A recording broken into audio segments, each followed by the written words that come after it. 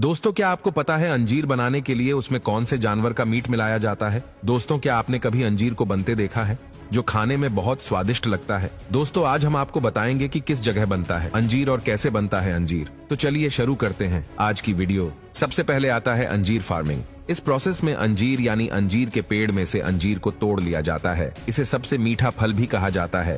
अंजीर के पेड़ की एक और खासियत होती है कि जब यह फल देना शुरू करता है तो उसके बाद वो करीब अगले 50 सालों तक फल देता रहता है। और ये जो फल होता है यह गर्मियों के मौसम में पूरी तरीके से पक जाता है और ये ग्रीन से येलो कलर का हो जाता है, जिसके बाद किसान द्वारा इसे तोड़ लिया जाता है।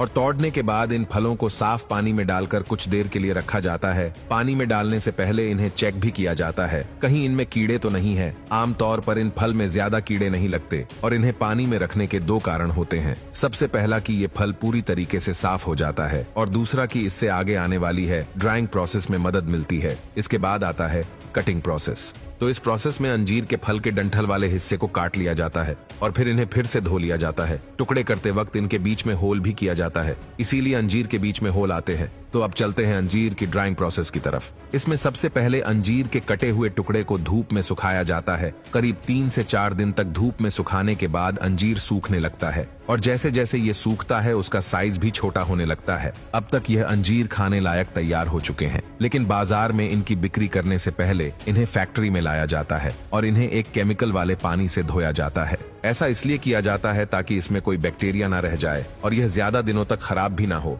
इसी के साथ इन केमिकल की वजह से इनकी जो चमकान होती है वो भी बनी रहती है। और इसे इन केमिकल वाले पानी से धोने के बाद एक बार फिर से नॉर्मल पानी से धोने के लिए भेजा जाता है ताकि इसमें जो केमिकल होता है वो निकल जाए। और फिर आता है आखिरी प्रोसेस, जिसमें इन्हें एक और बार फिर से ड्राई किया जाता है, क्योंकि केमिकल वाले पानी और नॉर्मल पानी से धोने की वजह से ये फिर से गिले हो चुके होते हैं। इसलिए इन्हें गर्म हवा से ड्राई किया जाता है और फिर होती है इनकी पैकेजिंग।